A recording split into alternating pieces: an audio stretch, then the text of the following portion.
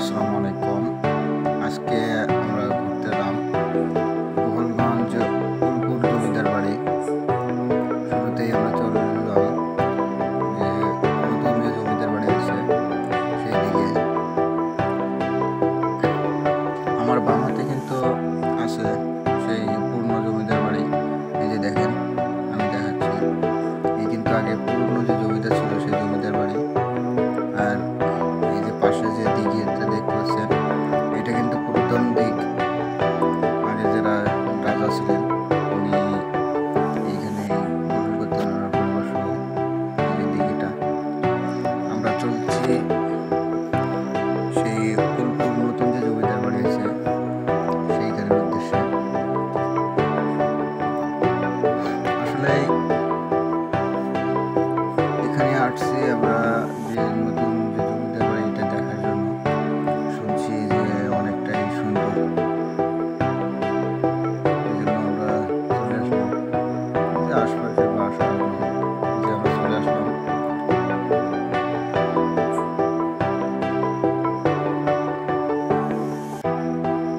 যে এখানে লেখা আছে গ্রিন ভিলেজ পার্ক। আমরা এখান থেকে টিকিট সংগ্রহ করলাম। দেখেন কাকু আমাদের কিন্তু 2টা টিকিট দিল। এখানে টিকিট হচ্ছে 20 টাকা করে। টিকিটটা নিলাম, টিকিট নিয়ে যে গেট দিয়ে প্রবেশ করতেছি। যে কিন্তু নতুন যে জমিদার বাড়ি আছে সেই নতুন জমিদার বাড়ি। এই যে দেখেন অনেকটাই সুন্দর এই জমিদার বাড়িটা। আসলে একটা দারুণ একটা, এই যে দেখেন এই যে নতুন যে জমিদার বাড়িটা দারুণ করে সাজানো হয়েছে। নতুন জমিদার বাড়িটা আসলে দেখার মতো একটা জমিদার বাড়ি।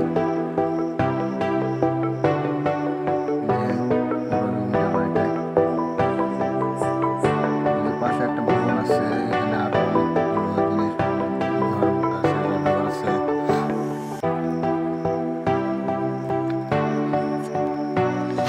দেখেন ছোট্ট সাইজে শুধু ফুল গাছ, বিভিন্ন ধরনের ফুলের চারা লাগানো।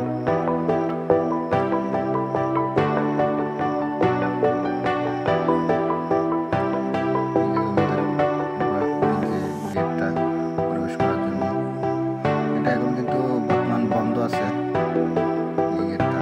এখানে আমি একটু দাঁড়াইলাম।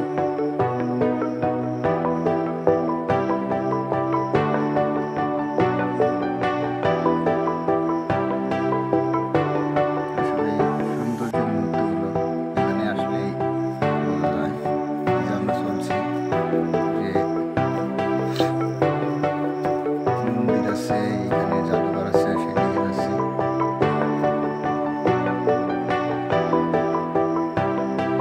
এই যে দেখেন একটা বাঘ, আমি বাঘের গালে কিন্তু হাত দিয়ে একটু আড্ডা দিলাম।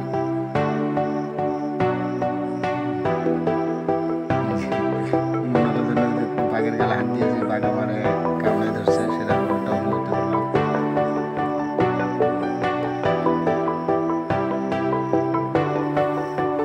এবার চলছি, দেখেন দেয়ালের গায়ে যে জমিদারদের যে পরিবারের সদস্য আছে তাদের সবার ফটো আছে ছবিতে বাঁধানো। আসলে দেয়ালের গায়ে কিন্তু ওই ছবিগুলো আর্ট করা, বিভিন্ন ধরনের টাইল দিয়ে আর্ট করা এই ছবিগুলো।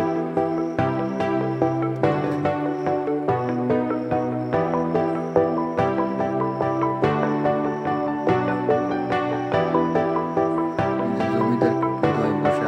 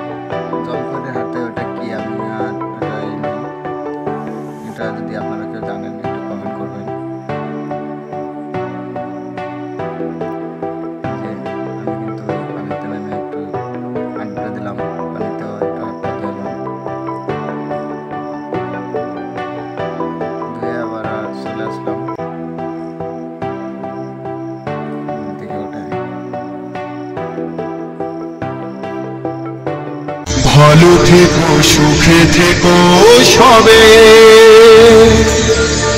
আসবই আমারই দেখা হবে। এখন আমি চলে যাই।